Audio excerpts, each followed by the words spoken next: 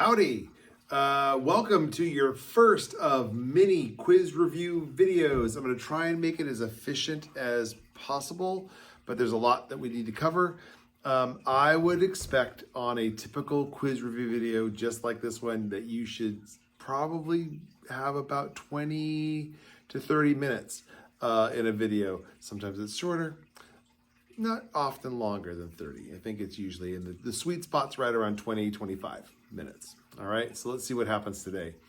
So what you're going to need to do is have your math journal sitting here with you. You're going to watch this video. You don't need to watch the whole video all in one sitting. You could break it up and watch part of it one night and part of it another night if you like. But typically the quiz review videos come out on a Tuesday for preparation for the Thursday quiz. Tuesday night's homework is watching the video, have your notebook out, writing down the notes about anything that I'm writing on the board as parts of the notes. I want you to write down as well. That's practice for you to have the motor memory of your hand remembering, your brain remembering, the connection between your head and your hand, where you're remembering some of the stuff that we're talking about, the vocabulary or the math problem or whatever it is. You're rewriting that into your notebook. And then you will take a photo of the notes that you took from this video and post them to the assignment that this video is posted in. And that way you have credit for Tuesday night's homework, which is watching this video and taking the notes. Sometimes I'll release the video a little bit early. I'm expecting this week that we'll probably have the video come out on Monday night. So you might be watching it and it might be Monday. You might be watching it and it might be Tuesday. We'll see. But the quiz is this Thursday. So anyway, the reason why Tuesday is so that you have Wednesday office hours should you still have more questions. If there's something that was in the video that didn't sit quite right or you need a little bit more clarification, you can always get that support from me on a Wednesday during office hours. All right. Although you could always come to me on a Tuesday or a Thursday asking for that support. It doesn't have to be after a quiz review video. You can always come on a Tuesday or Thursday at lunch and get that support that you might need. All right, let's jump in and get started. So our quiz on Thursday, divisibility rules are on there. The vocabulary of factors, factor pairs, multiples, prime numbers, composite numbers, greatest common factor, least common multiple. That feels like a lot, but a lot of them are really entangled and entwined with one another, so they're very related. So hopefully that'll all go well, and we'll see how that all rolls. But so keep watching on the video. There's some times when we're doing a problem like a little bit later in this video where I'll say, here's the question, pause the video, solve it, and then play the video where then we'll go over the answer. So that really is kind of like a little pre-quiz check to see how you do. If you had to do that problem on your own independently, how would it go? And then you check, and then hopefully that explains it. I have the quiz right here. I wrote it. It's two sides of this nice long page, but this, here it is. But there's, again, some of it is vocabulary matching. Some of the things don't require a lot of calculation, so it should move hopefully relatively quickly. But I have it sitting right here, and so now I know exactly what's on the quiz, so that the questions we're going over here are going to be really similar, not the exact same numbers necessarily, but really similar to what's on that quiz. All right, so let's get started. All right, so the first thing on the quiz that I have is about divisibility, the divisibility rules.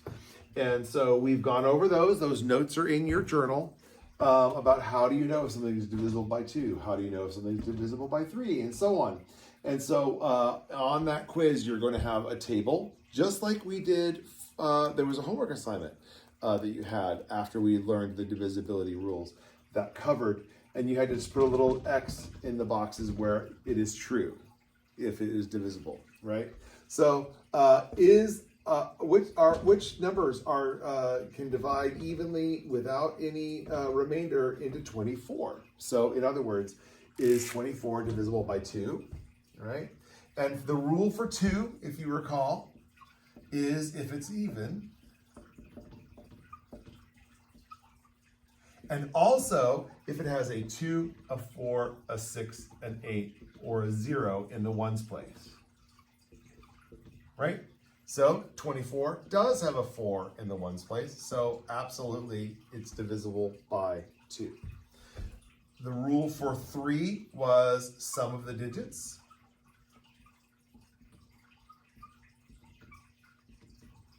Divisible by 3. Let's make that D a little better. There we go.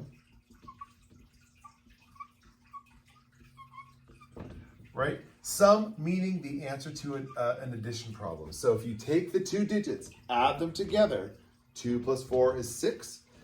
Is that divisible by 3? Yes, it is. Then it means that 24 is divisible by 3. I mean, these are math facts that we also know for 24, right? We know 2 times 12 is 24, and 3 times 8 is 24, right? But we're just talking about divisibility rules here, right? 4, it needs to be an even number, but not all even numbers are multiples of 4, right?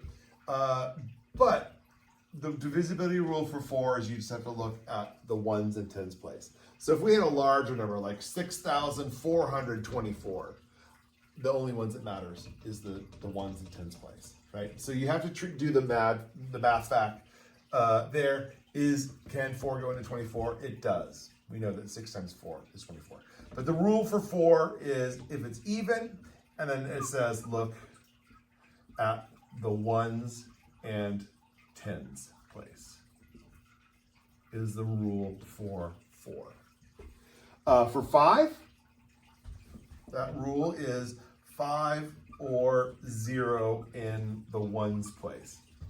There's not a 5 or a 0, so it does not. So this we'll leave blank. It is not divisible by 5. 6. If it's yes for 2 and 3, it has to be both. Is it divisible by 2? Yes. Is it divisible by 3? Yes. Then it's also divisible by 6. All right.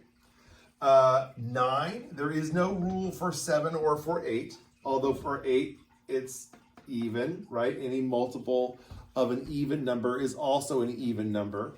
So we could say, does 8 go, is 24 a multiple of 8? It is, but we know if we're counting by 8s is how you're gonna have to check, right? For 9, the divisibility rule for 9 is sum of the digits.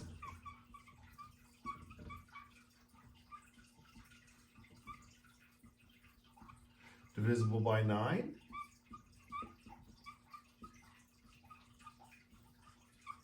So again, sum of the digits meaning you add the digits together. If you add 2 plus 4, can you get a number that you can count by 9s to get? 2 plus 4 is 6. I cannot count by 9s to get to 6. So 9 is not, 24 is not divisible by 9. And then of course the rule for 10, it has to have a 0 in the ones place. And of course 24 does not have a 0 in the ones place. So it is not divisible by 10, right? So these rules are ones that I want you to have memorized. Some of them are logic, right? We know about even, right? The rule for 3, that sum of the digits divisible by 3. The rule for 9, the sum of the digits divisible by 9. That's something that's a rule that you're gonna have to like really practice and memorize and lock in there. The rule for 6, if it's yes for 2 and it's yes for 3, then, right, that's when you're gonna have to worry, have to commit to memory. But like for 5s, is there a 5 and a 0 or a 0 in the ones place? We know that, right? That's something we can count by 5s and see that pattern of 5, 0, 5, 0, in the multiples, in the ones place, right?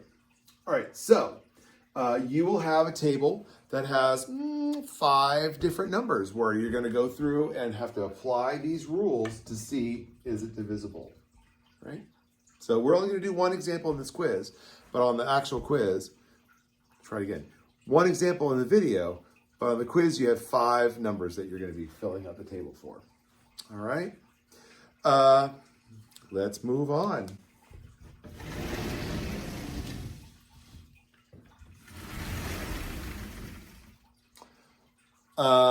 Prime, composite, factors, and multiples.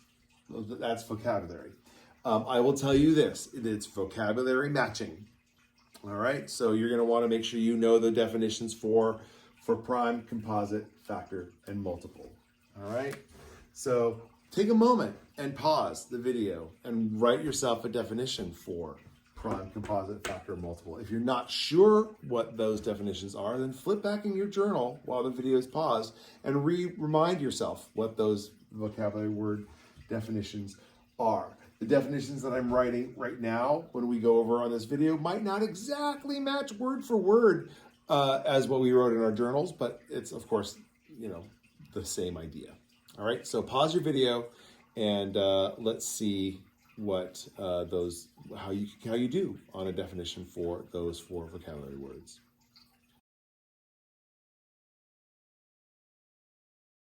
All right, welcome back. So a prime number, you should have come up with a number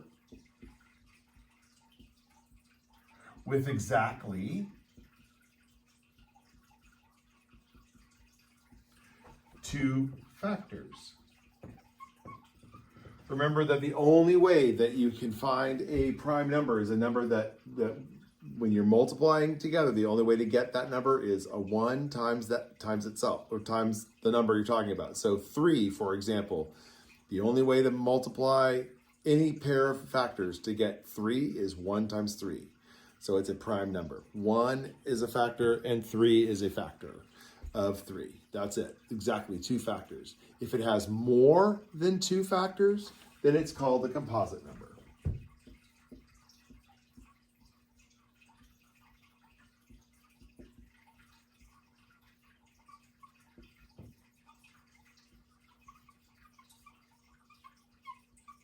All right, any number with more than 2 factors is called composite. All right. And then I'm looking at the quiz right now to make sure that there's nothing else I'm missing that is on those vocabulary words. That's great. Factors. Now we're talking about a list of all the numbers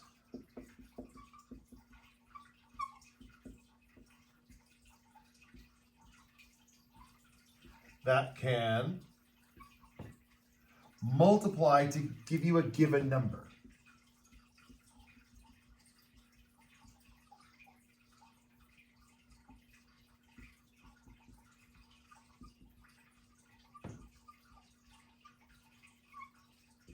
So for example, this given number might be 12.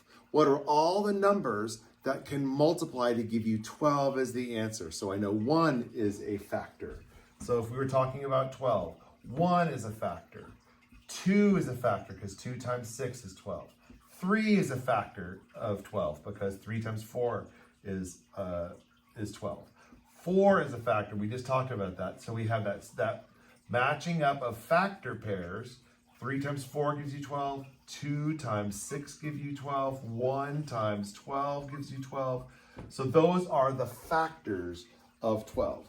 I did sort of an underneath rainbow. Normally I have an above rainbow for my factor pairs. Or a sideways rainbow if we did a vertical list, right? But it's really helpful sometimes to match up those pairs. We call those factor pairs, right? Winky winky, factor pairs might appear on this quiz as well as an idea for you to think about. All right, so factors and factor pairs go together. All right, and then multiples are counting by a number.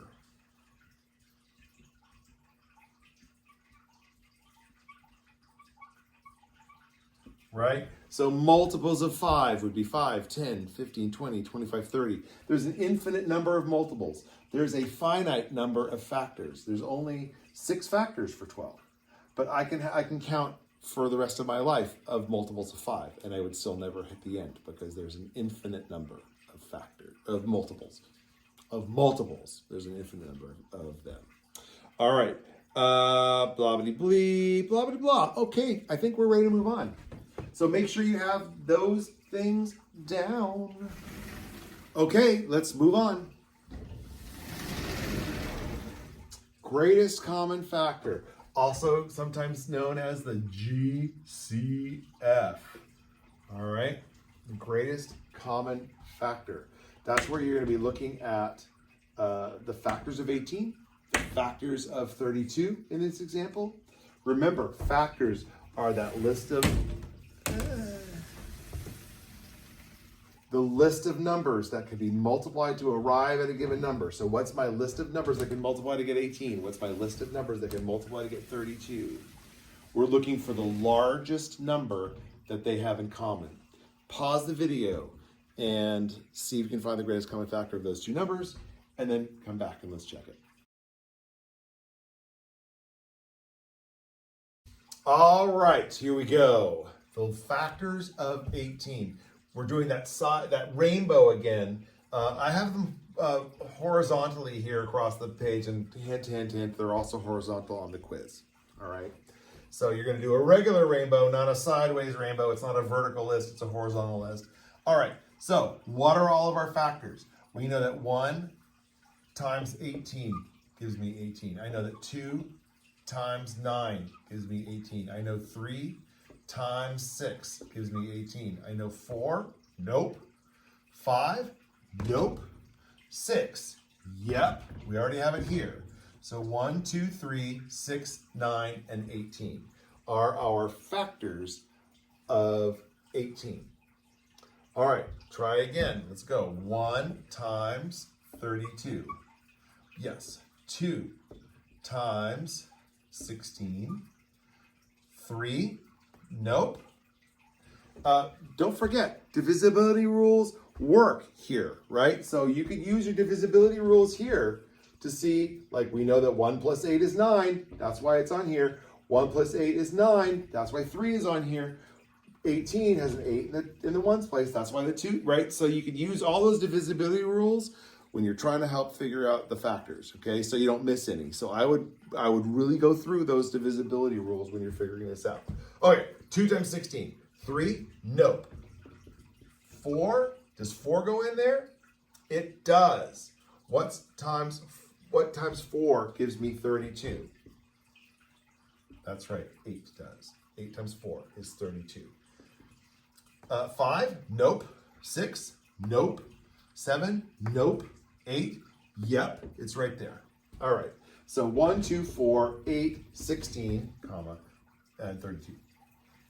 Those are all of our factors of 32. So what is the largest factor on both lists? Going down the line, 18 is not over here. 9 is not over here. 6 is not over here. 3 is not over here. 2 is the largest number that is on both lists. So the greatest common factor is 2. All right. All right, now it's time to do our least common multiple, the LCM of two numbers, 7 and 8. Pause the video, find the least common multiple of 7 and 8. Remember that multiples are counting by a number. So the multiples of 7 are going to be 7, 14, 21, and so on. My advice to you, some people want to do like the list of 10 multiples of 7 and 10 multiples of 8. And sometimes you might find that there is a least common multiple that is somewhere in that first 5. Sometimes, not always. May not be today. We'll see.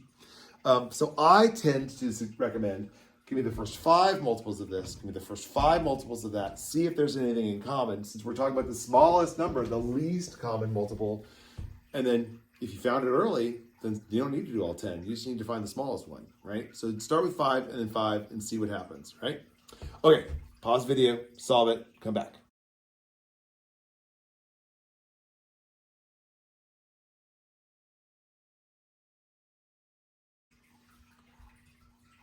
All right, I know I was a little evil because 7s and 8s are like the hardest math facts, but we're gonna get it. We're gonna get this through this together. All right, so my multiples of 7.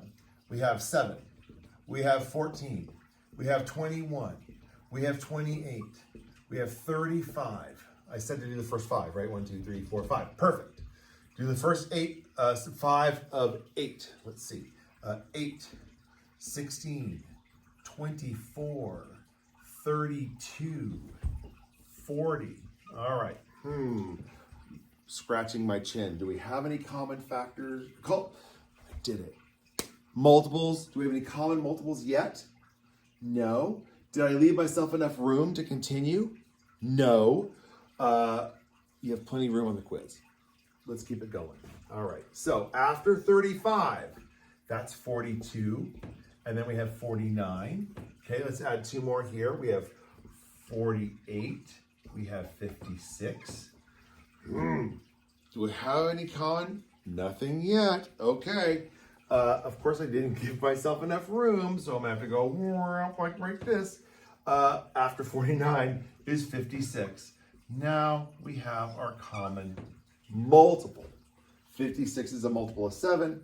56 is a multiple of 8. It just so happens that 56 is the 1, 2, 3, 4, 5, 6, 7, 8th multiple of 7. And 56 is the 1, 2, 3, 4, 5, 6, 7th multiple of 8. So sometimes, not always, in fact, there's often when it's not, but sometimes the least common multiple is, what do you get when you multiply 7 times 8? Or when you multiply the two numbers you're taking multiples of?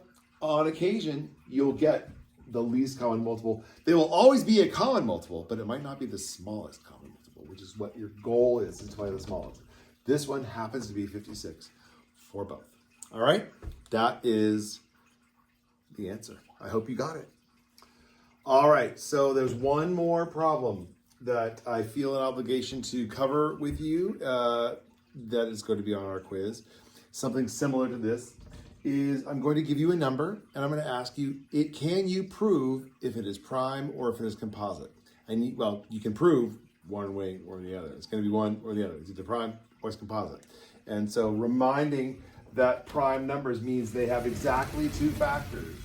There's no other factors that we can find other than 1 and itself. In this example, 1 and 97, or composite, if you can find any other factor other than 1 and 97, then it makes it composite. All right? So the question is then, how do you do that? How do I prove whether or not it has 97 has a factor or not? Okay, so let's start by thinking about our divisibility rules and apply those to this and see if any of those work. Well, I can immediately eliminate 2, 4, 6, and 10 as being possibilities because we know that every multiple of an even number is going to give us an even number. Counting by twos, they're all even numbers when I count my multiples of 2 or my multiples of 4, 4, 8, 12, 16, they're all even numbers. 6, 12, 18, 24, they're all even numbers. So I know that I'm never going to land on an odd number by counting multiples of even numbers. All right, so we know that 97 is not going to have any of these numbers as factors.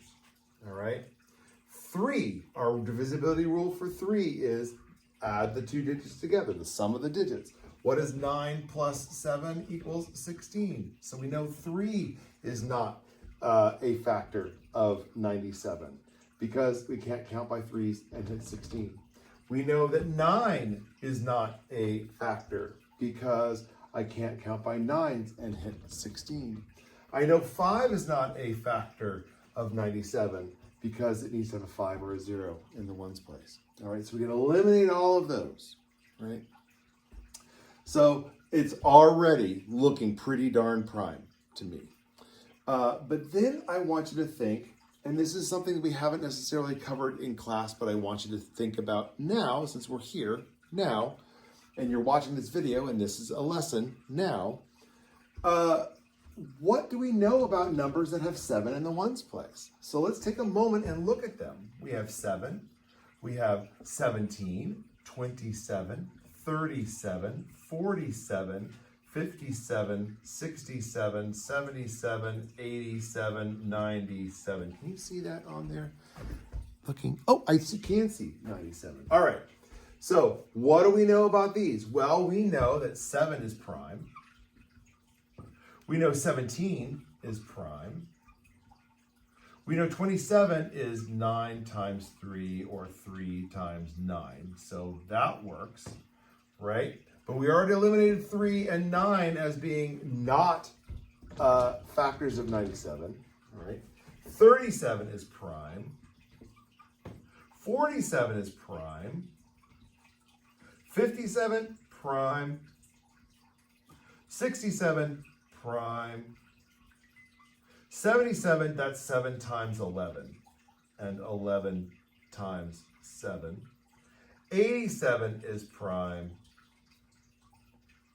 And the question of the hour is 97 prime. So when we look at our list of numbers that have 7 in the ones place, all of them are prime unless it's 3 and 9 or 7 and 11. All right? So that means the last thing we need to check is, does 7 go into 97? We already know that 3 and 9 don't, but what about 7? All right? So that's when we maybe use our decomposition of number, right? So we know that 97 is the same thing as 70 plus 27, right? 3 goes into this, but 3 does not go into that. 7 goes into this, but doesn't go into that. I can't count by 7s and hit 27. So that means that we've eliminated this as a choice, and we've eliminated this as a choice, which means that all the numbers that we can think about that might go into 97 don't work, except for 1 and 97. So is it prime? Yes, it is. Right? So I'm going to give you a number. It's not going to be 97, but I'm going to give you a number that allows you to use all your divisibility rules to see if it's prime or not. And it might be, you might find a number here in the divisibility rules that will prove that the number I gave you is composite. If it doesn't, if you run through all your divisibility rules and it still doesn't work, then I would look for patterns of that ones place and see if you can find any other examples. And that might help you find another number to try that's not one of these divisibility rules. And if that doesn't work, then it probably is prime, right? So that's going to be on your quiz to give it a shot, all right? So anyway, I hope that you have a good week. Please remember to check in with me on Wednesday or Tuesday. If you watch this on Monday, which is I'm planning on posting this on Monday, Tuesday, lunchtime would be a great time to ask for help. Wednesday, office hours would be a great time to ask for help. Thursday is our quiz. All right? Let me know if there's anything I can do to help you. All right? Have a great afternoon.